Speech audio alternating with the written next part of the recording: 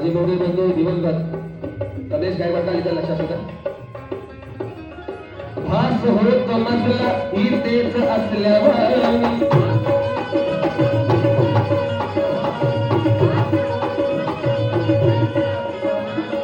भास होत मजला इथेच असल्यावर